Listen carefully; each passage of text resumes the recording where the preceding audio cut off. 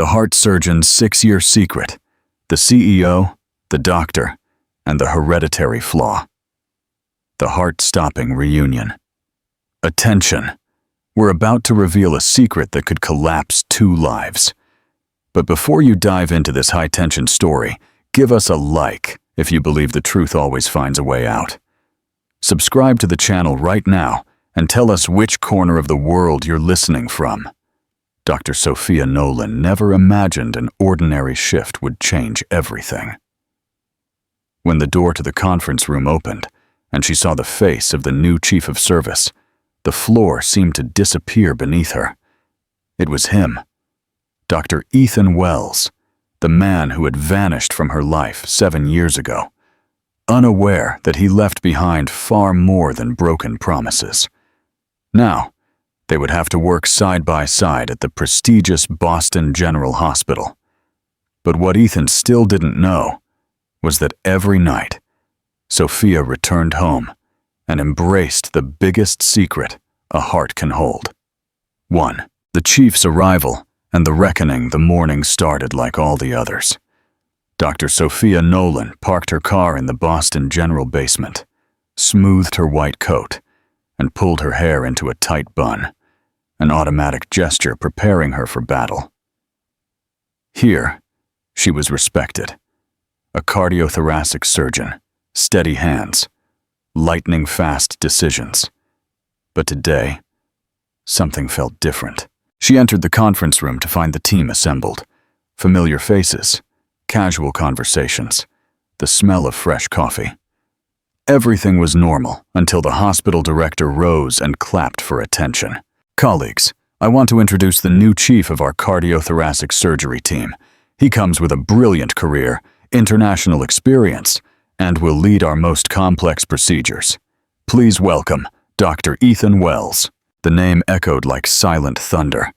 Sophia felt her heart race before she even saw him. It couldn't be. Not him. Not now. And then the door opened. Ethan strode in with that confident gait she knew so well. The same subtle smile, the same intense gaze.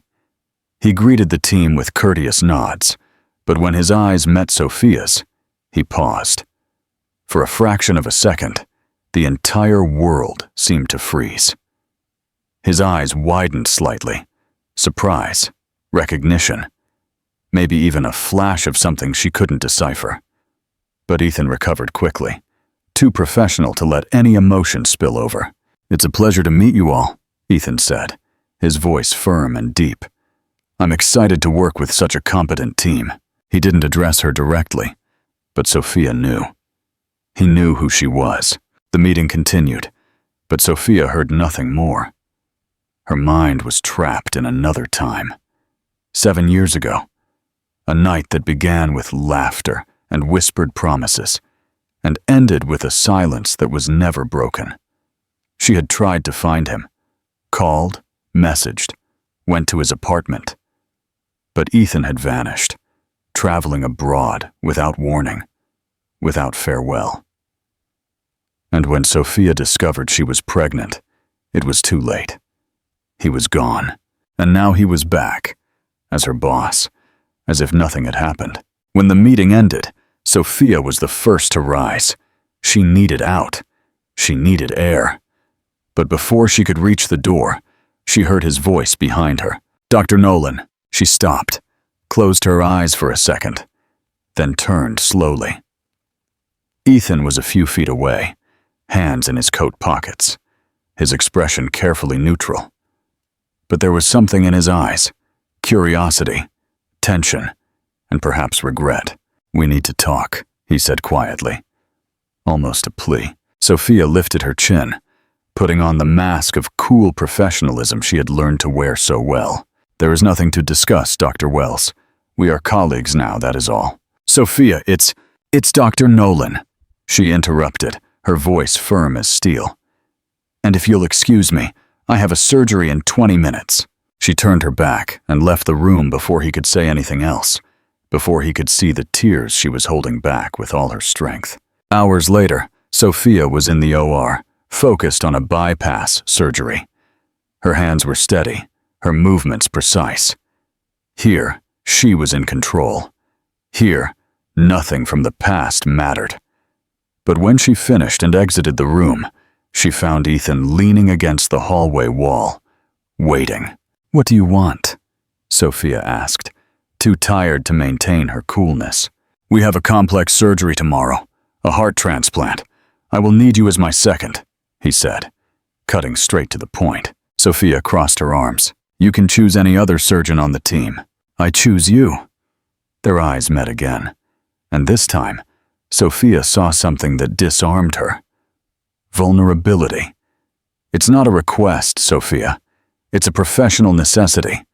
You are the best, and the patient deserves the best." She pressed her lips together. She wanted to refuse, to scream, but he was right, and she would never put her pride above a patient's life. "Fine," she said, her voice low. "But this changes nothing between us." "I know." Sophia walked past him without looking back. But as she moved down the corridor, she felt the weight of Ethan's gaze on her back, and something deep inside her, something she had buried, began to stir again. 2. The heart-squeezing secret. When she arrived home that night, the exhaustion hit hard. But when she opened the door, everything changed. "Mommy!" an excited little voice shouted. Leo ran towards her with open arms. 6 years old, messy dark hair, bright eyes, full of life. The purest smile she had ever seen. Sophia knelt and hugged him tightly, feeling the tears finally escape.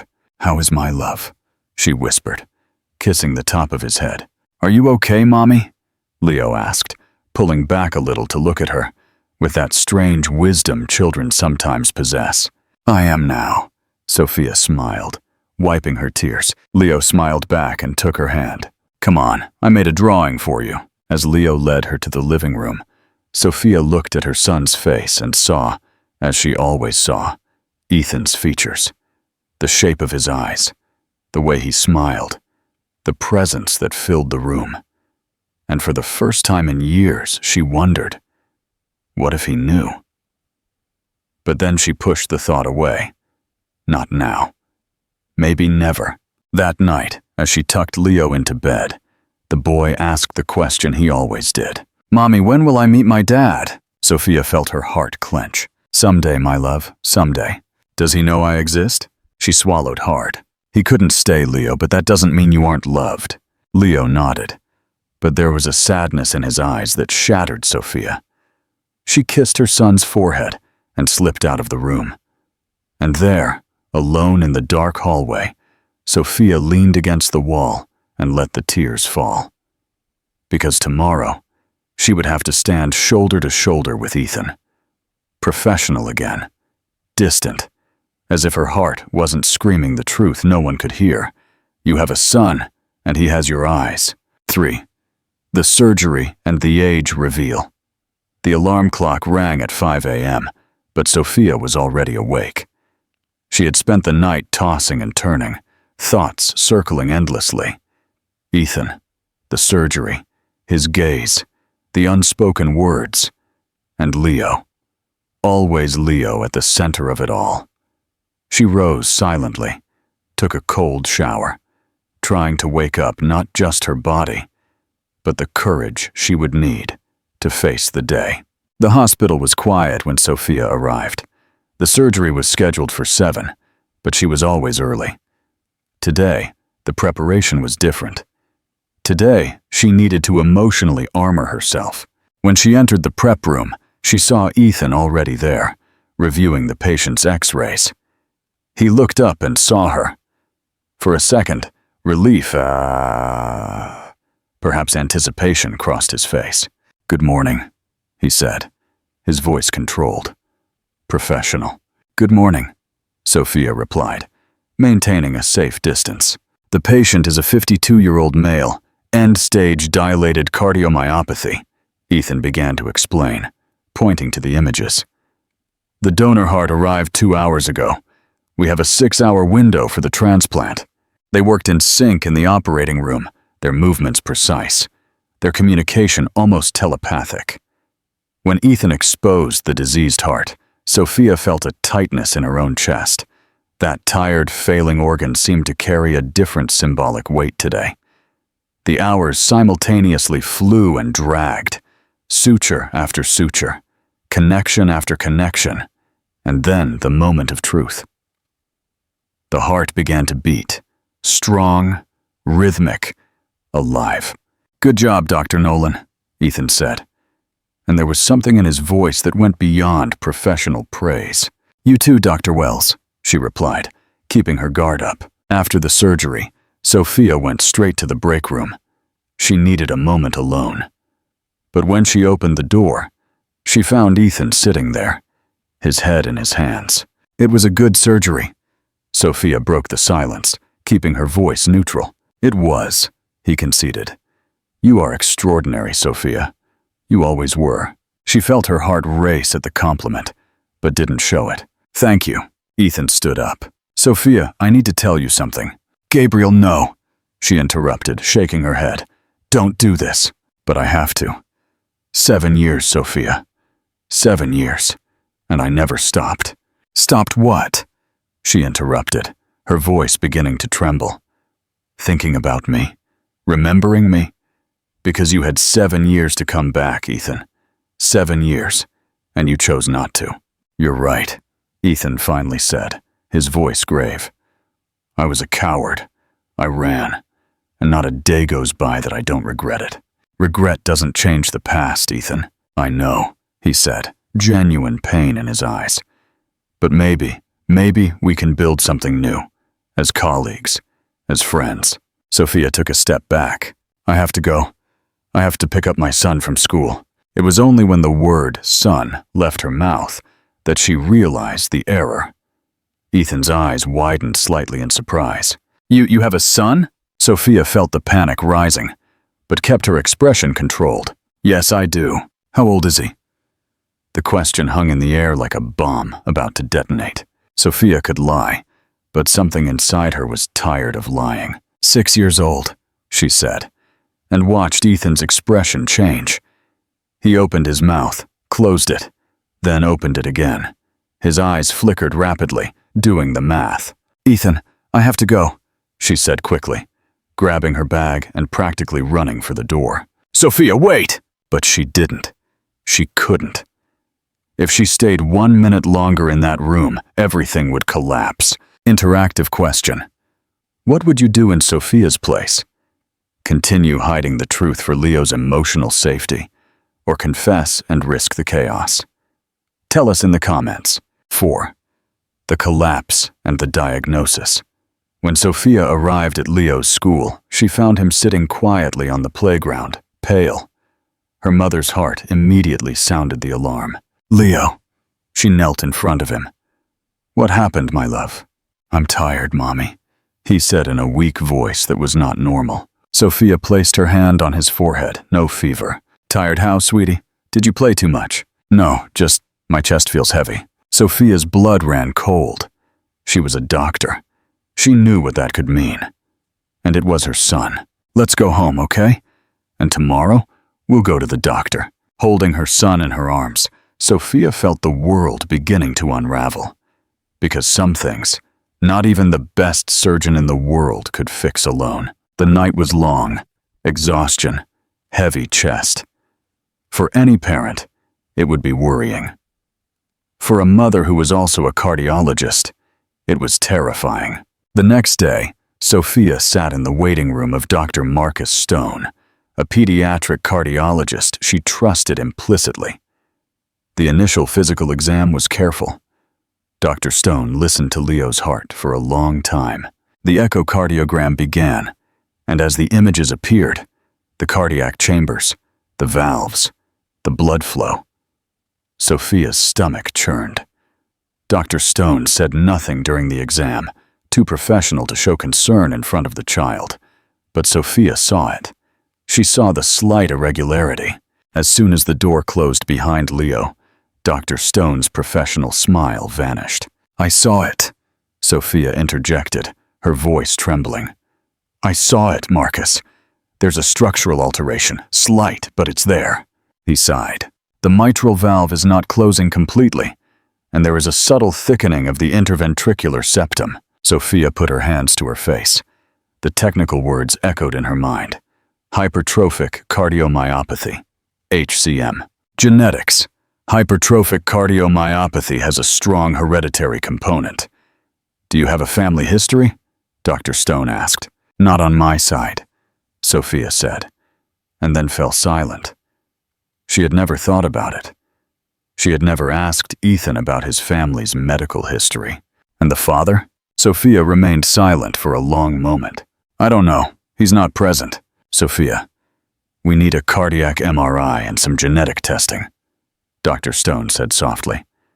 And I'll be honest, depending on what we find, Leo might need intensive monitoring. Maybe medication. Maybe something more. The unspoken word floated between them like a ghost. Surgery. 5. The truth explodes. The following days were an emotional roller coaster.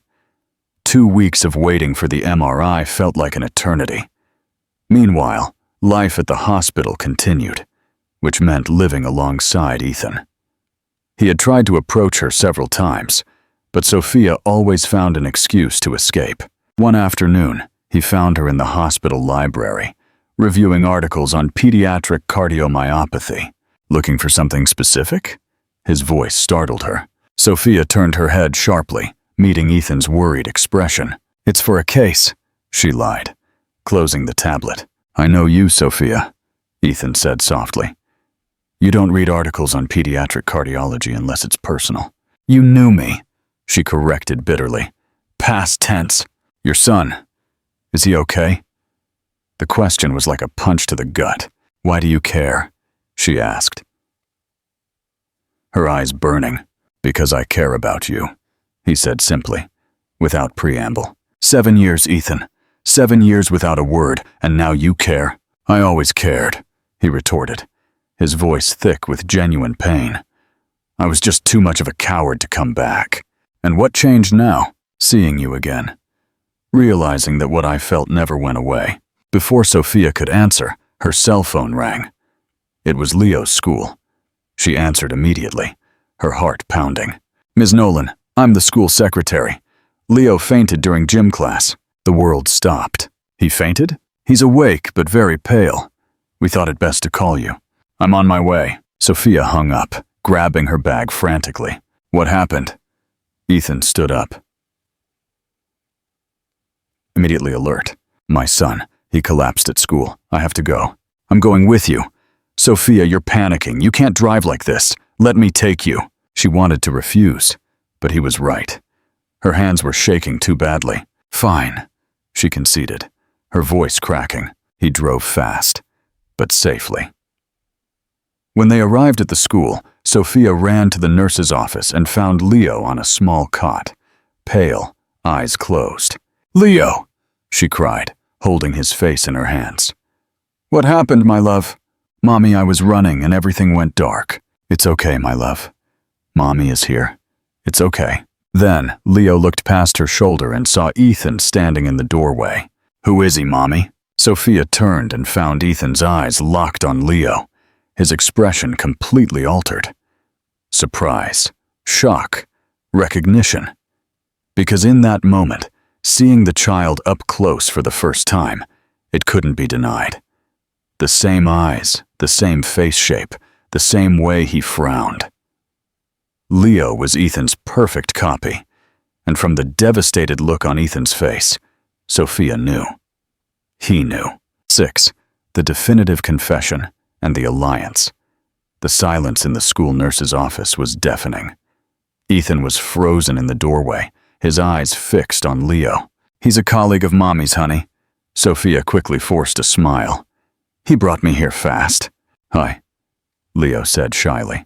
Hi, Leo, Ethan replied, his voice hoarse. How do you feel? Better, just dizzy. We need to go to the hospital. Now, Sophia said firmly, taking control. She lifted Leo, who felt too light, and followed Ethan to the car. In the hospital emergency room, the team moved quickly. Leo was stabilized. The EKG showed arrhythmia, and non-sustained ventricular tachycardia. Clear signs of overload. "We need an urgent echo," Sophia said, her professional voice concealing a mother's panic. "I'm ordering it now," Ethan said, grabbing a tablet. When the ultrasound machine arrived, Sophia wanted to do it herself. But Ethan intervened gently. "You can't ultrasound your own son, Sophia. You know that. Let me do it. Please, trust me." She saw the utter sincerity in his eyes. He was there as a doctor, as someone who, in a complicated way, cared. She stepped back, relenting. Ethan took the transducer. "Hi, champion," he said, smiling at Leo. "I'm Dr. Wells. I'm going to give you an exam, but it won't hurt, okay?" As the images appeared on the screen, the heart beating, the valves opening, Sophia felt the world collapse. The interventricular septum was clearly thickened. The mitral valve showed moderate regurgitation. Hypertrophic cardiomyopathy. There were no more doubts. Ethan saw it too. His expression darkened. When he finished, he wiped the gel from Leo's chest with careful, almost paternal movements. "You're brave," Ethan told Leo. "You earn a huge lollipop for this." Sophia gently pulled the sheet up to Leo's chin. "Sleep a little, my love. Mommy is here." Ethan gestured towards the door. They needed to talk. In a quiet corner, Ethan leaned against the wall, rubbing his face. "Hypertrophic cardiomyopathy," he said, his voice raw. "Moderate, but progressive." "I know," Sophia replied, hugging herself. "He'll need medication, rigorous monitoring, and, depending on the evolution, surgery." "Sophia, he's my son, isn't he?" The question hung in the air like a sentence. Sophia closed her eyes, tears slowly. "Really now?" "Yes," she whispered. "He is your son." Ethan staggered as if struck. He leaned heavily against the wall, his breath catching. 6 years, he said, more to himself. 6 years, and you didn't tell me." "I tried," Sophia exploded, all the rage and pain of 7 years spilling out. "I tried to find you, Ethan. I called, I messaged, I went to your apartment, but you had vanished. You traveled without a trace, without a word, without—" Her voice broke. Ethan stood there, shattered, trying to process the life-altering information. "I have a son," he repeated. "I have a son and he's sick." "He's not sick," Sophia said fiercely.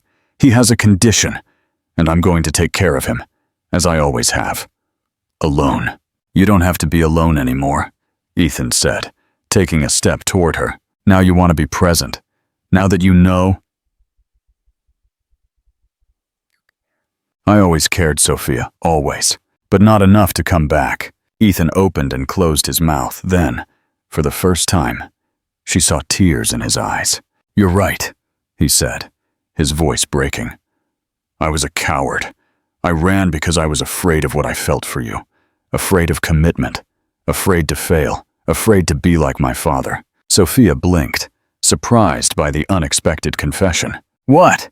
"My father," Ethan repeated, his voice low. "He died of hypertrophic cardiomyopathy when I was 15. That's why I became a cardiologist. And that's why I ran from anything that felt permanent. Because I was afraid I would die young too, leave someone behind, make someone suffer the way I did." Sophia felt the ground drop out from under her. Everything made sense now. The genetics, Leo's condition, and the fear that had made Ethan disappear. "So it's hereditary," she whispered in horror. "His condition probably came from me," Ethan completed, guilt etched onto his face. "My son is sick because of me." "No," Sophia said firmly, stepping toward him. "It's not your fault. Genetics is not fault. It's just life." Ethan covered his face with his hands, his shoulders shaking. "I wasted 6 years of his life," he sobbed. 6 years I'll never get back." Something broke inside Sophia. All the anger, all the resentment were still there. But suddenly, they seemed less important than the shared pain. "He'll need surgery, won't he?" Ethan asked, lifting his face and looking at her directly. "Probably," Sophia admitted. "Then let me do it," he pleaded. Let me fix what I broke. Let me be his doctor. Let me be his father. Sophia looked at the man she had loved, who had destroyed her, and who now stood before her, completely broken, and for the first time in 7 years, she allowed herself to consider the possibility of never being alone again. 7. The surgery and the forging of a family. The hospital night was heavy. Ethan stayed in the room, pulling a chair up across from Sophia, his eyes fixed on Leo. "He looks like me," Ethan said, his voice low and full of awe. The face shape, the eyes, even the way he furrows his brow when he's confused. "I know," Sophia replied. "Every time I look at him, I see you." "I missed everything," Ethan confessed, tears in his eyes. "First steps, first words, everything." "He started walking at 10 months, Sophia shared softly. "Earlier than most. He was eager." "Does he still ask about me? About his father?" Sophia corrected. "He asks, 'Mommy, where is my dad? Why isn't he here?'" "What did you tell him?" "The truth," Sophia replied. "That his father couldn't be here. But that didn't mean he wasn't loved. That he had a mother who loved him enough for 2. "You are incredible, Sophia," Ethan whispered. "He'll need surgery," Sophia said, returning to reality. "You said you're the best. I am the steadiest hands to save him," Ethan promised. "Let me do it. But you have to be in the room with me. That's non-negotiable," Sophia insisted. "Either I stay or you don't operate." Ethan agreed. "You stay." The following hours were spent planning. Ethan called the best specialists. Sophia was by his side, offering insights, being not just the worried mother, but the competent colleague. The surgery was scheduled for 2 days later, enough time to stabilize Leo.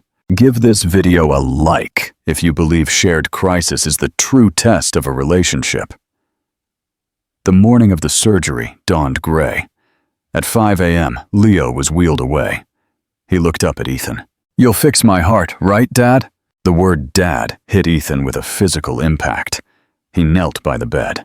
"I'm going to make your heart so strong, you can run and play all you want, I promise." They made a pinky promise. 20 minutes later, Sophia was scrubbed in. She stood in the observation area. Ethan stood at the table. For a moment, his hand trembled over the incision site. The father fought the surgeon. He closed his eyes, took a deep breath, and began. Ethan worked with a precision that bordered on artistry. He resected part of the hypertrophied septum. He reconstructed the mitral valve, suture by suture. Sophia watched through a veil of contained tears. The critical moment, coming off bypass. The muscle was still. "Come on, champion," Ethan whispered, so low only Sophia could have heard it. "Beat for me." Seconds passed, eternal, and then a tremor, a strong contraction, and the heart began to beat. Strong, rhythmic, alive. "Sinus rhythm established," the anesthesiologist announced. Tears streamed down Sophia's face. Ethan looked up, his eyes shining. "He made it," he said, his voice choked with emotion. "Our boy made it." Sophia did something she hadn't planned. She stepped forward and hugged Ethan right there, in the middle of the operating room, still in their sterile gowns. He held her tight, crying with relief, gratitude, and love. "Thank you," Sophia whispered against his shoulder. "Thank you for saving our son." "Thank you for letting me," Ethan replied. "Thank you for giving me this chance." 8. The promise of forever. In the pediatric ICU, Leo slept, surrounded by monitors. Sophia was by his side. Ethan walked in, exhausted. "When this is all over," Ethan said, pulling up a chair, "we need to talk. About us. About the future." "I know. I don't just want to be the weekend father," Ethan continued. "I want to be present.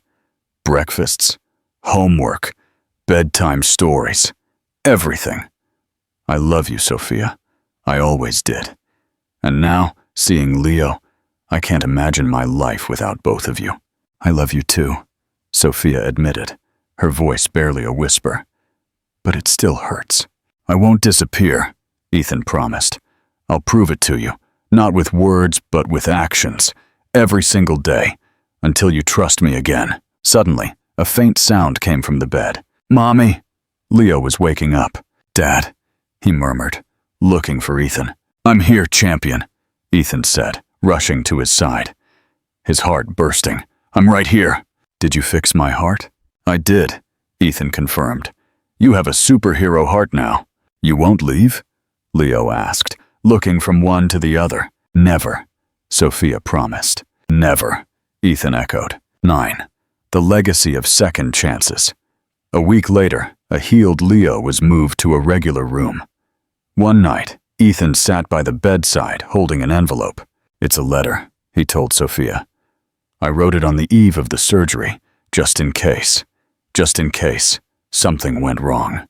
The letter confessed his love, his regret, and his absolute devotion to Leo.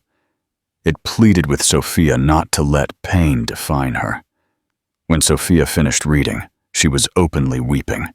She walked over to Ethan, and without a word, climbed onto his lap and held him. I believe you, she whispered. I'm still scared, but I believe you. I'm ready to try again. He kissed her, a tender, hesitant kiss that deepened into a promise. 3 weeks after the surgery, Leo was discharged. The day was sunny. Ethan arrived with a wheelchair decorated with balloons and a new family SUV with a car seat installed. As they arrived at the small deck behind Sophia's house, away from the noise of the welcoming party, Ethan pulled a small velvet box from his pocket. It's not a proposal, he quickly clarified, opening the box to reveal a delicate ring with 3 intertwined stones. One for him, one for Sophia, one for Leo. It's a promise ring, a promise that I will be here every day, in joy and sorrow. A promise that I will spend the rest of my life proving I deserve both of you. Sophia, crying tears of pure joy, accepted. Weeks turned into months. Leo recovered completely.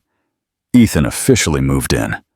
Family dinners became routine. 6 months after the surgery, sitting on that same deck, Leo asked, When I grow up and have my own kids, do you think I'll be a good dad? You'll be an incredible father, Ethan said with conviction. Because you have the most generous heart I know. And you'll have the best example, Sophia added. Because you learned young that love is stronger than anything. They were exactly what they always should have been. A family, imperfect, mended, built on second chances.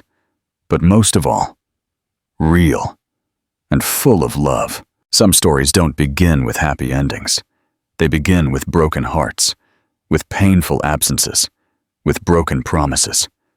But it is precisely into those cracks that the light can enter.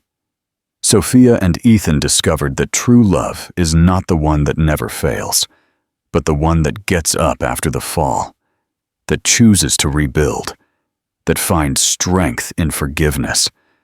And Leo, the little heart that bound them, taught them both the most important lesson. That family isn't about perfection, but about presence. Choosing to stay, even when it's hard. Always loving. If this story touched your heart, leave your like now. Subscribe to the channel for more stories about love, new beginnings, and transformation. Tell us in the comments, have you ever needed to give someone a second chance, or a second chance to yourself? 10. The test of routine. Warming optimistic music. Welcome back, dear listeners. Little Leo's heart is healed, and Sophia has accepted Ethan's promise ring. But rebuilding a life, and the trust shattered by 7 years of silence, is the hardest surgery of all. Hit the like button if you believe trust is the strongest foundation for any relationship. Subscribe to the channel and tell us, what daily action do you think Ethan needs to perform to completely earn Sophia's forgiveness? The weeks turned into months, and the initial euphoria of Leo's recovery and Ethan's return settled into the complex reality of cohabitation. Ethan officially moved into Sophia's house, converting the guest room into his home office. The change was fast, but the emotional integration was slow. Sophia's biggest challenge wasn't forgiving the past, but trusting the future. Ethan was a man of his word. He was present. He reorganized his demanding schedule at Boston General Hospital to ensure he was home for dinner 4 nights a week. He taught Leo to ride his first real bike, spending hours patiently guiding him in the park, a role Sophia had always filled alone. However, Sophia kept her emotional guard up, unconsciously waiting for the other shoe to drop.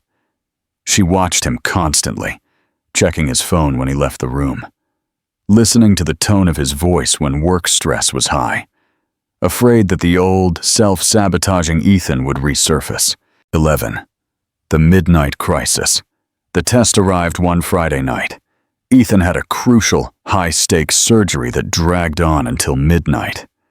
He returned home exhausted, dropping his bag heavily by the door. Sophia was waiting for him in the kitchen, reading. "Rough night?" she asked. Her voice deliberately flat. Ethan sighed, running a hand over his face. "Aortic dissection. We almost lost him. The pressure was insane." He walked toward the liquor cabinet in the dining room, a cabinet Sophia had kept stocked with wine for occasional guests, but that Ethan hadn't touched since moving in. He paused, his hand hovering over the door pull. Sophia watched, her heart thumping against her ribs. In that instant, she saw the 20-something Ethan. Stressed, self-medicating, running from the pressure. 7 years of healing were suspended in the air. "I just need a drink," Ethan muttered, his voice strained, not looking at her. "Something strong, just to turn off the noise." Sophia didn't move. She didn't shout or accuse. She simply said, her voice quiet and firm, "Leo is asleep, and I'm here. You can talk to me, Ethan. You don't have to disappear." Ethan froze. He slowly lowered his hand from the cabinet, turned, and looked at Sophia. The moment was agonizingly long. He walked to her, knelt in front of her, and buried his face in her lap, his body trembling. "I can't do it, Sophia," he whispered, his voice cracking. "The habit is still there. The urge is there. I'm so afraid of failing you both." Sophia gently ran her fingers through his hair, realizing that this was the honesty she had needed all along. "You didn't fail, Ethan. The fact that you stopped, that you came to me instead of the cabinet, that is the victory. That is the man I need you to be." That night, they didn't talk about the past. They talked about pressure, the fear of failure, and the need for new coping mechanisms. It wasn't a romantic breakthrough. It was a profound act of vulnerability and strategic partnership. Ethan had chosen commitment over escape. Leave a comment. If you were Ethan, what new healthy ritual would you use to de-stress after a high-pressure surgery? 12. The definitive veto. Their relationship progressed, built on this new foundation of radical honesty. The promise ring was a constant reminder of their commitment to the future. However, the shadow of Mrs. Victoria de la Cruz, Ethan's mother and the root of his old trauma, still lingered. Victoria, a powerful socialite, was delighted to have her son, and now her grandson, back, but insisted on managing their lives. She began throwing extravagant birthday parties for Leo without consulting Sophia, sending expensive gifts that undermined Sophia's simpler parenting choices, and making passive-aggressive comments about Sophia's hasty career choices. Sophia had tolerated it for Leo's sake, but when Victoria tried to arrange an interview at an exclusive international school for Leo without either parent's knowledge, Sophia drew a line. She confronted Ethan. "Your mother is trying to control Leo's future, just like she controlled yours, and she is driving a wedge between us. The reason you ran 7 years ago was fear of her influence. If you can't set a permanent boundary with her now, I can't trust that you won't crack under her pressure again." Ethan knew this was the final test. This wasn't about an old mistress or a misplaced check. This was about prioritizing his family's foundation over his family's legacy. Ethan went to see his mother. The confrontation was painful and decisive. He didn't shout. He calmly stated the facts. "Mother, my primary responsibility is to Sophia and Leo. If you continue to undermine Sophia's role as a mother or interfere with Leo's important life decisions, you will not have access to your grandson." Victoria was furious, playing the victim. "You are choosing that woman over your own mother." "I am choosing my family, Mother," Ethan corrected, his voice firm. "And I am choosing a future where I don't run away. This is my boundary, and it is non-negotiable." The ultimatum worked. Victoria, faced with the loss of her grandson, grudgingly backed down. Ethan had finally conquered the source of his generational fear, demonstrating to Sophia that his transformation was complete. Don't forget to subscribe and hit like. If you think Ethan handled that confrontation with his mother perfectly, share this video. 13. The surprise consultation. 6 months later, Sophia and Ethan's professional lives seamlessly merged with their personal one. They worked together on complex cases, their surgical partnership becoming legendary, a rare example of a perfect union in the operating room. One afternoon, Ethan called Sophia into his chief's office, not for a case review, but for a private consultation. "Sophia," he said, closing the door, "I need your opinion on a very sensitive matter. A colleague, an old friend, is facing a severe medical crisis. I told him you were the only person I trust." He slid a complex chart across the desk. It wasn't a standard patient file. The name on the chart was blacked out, but the medical history was devastating. Severe, end-stage hypertrophic cardiomyopathy, coupled with a rare complication. Sophia focused, her surgical instincts kicking in. She spent 20 minutes meticulously analyzing the data, asking sharp clinical questions. "The surgical risk is immense," she concluded. "But with an aggressive septal myectomy and valve replacement, there's a 70% chance of survival." "Who is this patient, Ethan? They need the best team, and I mean you and me." Ethan leaned back in his chair, his eyes filled with emotion. "I agree. You're the only one I trust to lead this with me." He paused, then slowly revealed the name on the chart. Sophia Nolan. Sophia froze. What is this?" "This is my information from 7 years ago, right after Leo's birth. Did you save those old files?"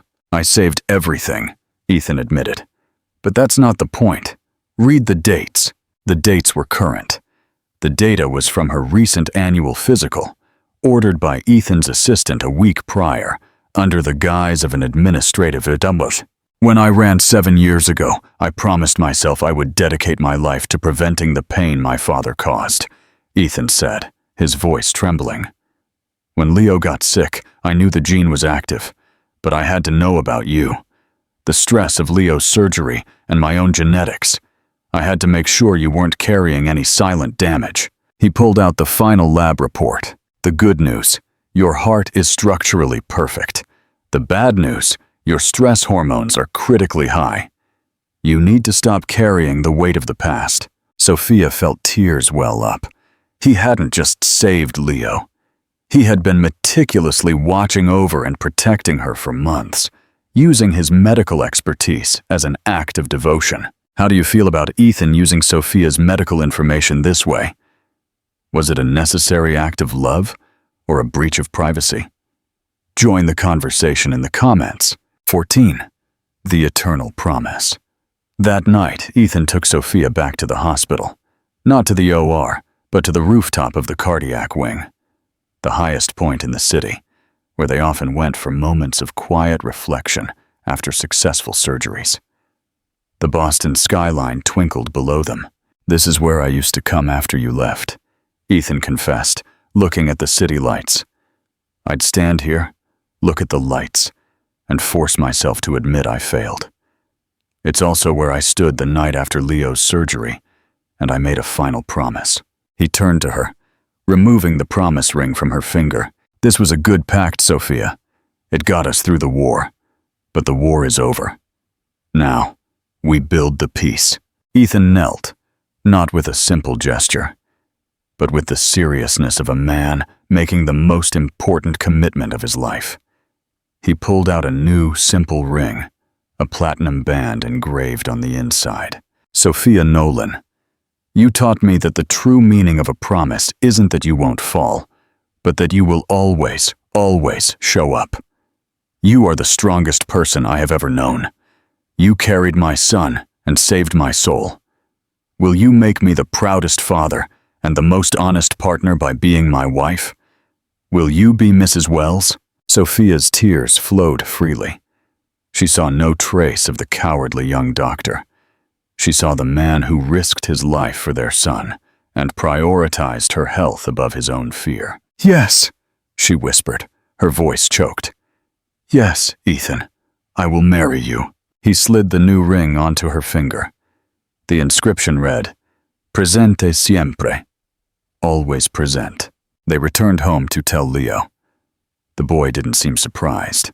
"Finally," Leo declared, rolling his eyes. "You guys took forever. So, does this mean Dad is going to be my official soccer coach?" Ethan laughed, a genuine, laugh. "Absolutely, champion, official coach, and Dad. Forever." 15. The legacy of presents. A year later, at their wedding, Sophia and Ethan asked Leo to be their ring bearer and best man. They exchanged vows, not about eternal perfection, but about unyielding presence and radical honesty. Their story became a quiet legend at Boston General Hospital. The two brilliant surgeons, whose professional synchronicity was only surpassed by their personal devotion, the final profound truth of their saga. Love is not found in the absence of flaws, but in the commitment to show up every day, especially when it is hard. And Ethan learned that his fear of mortality had ironically caused him to miss out on life.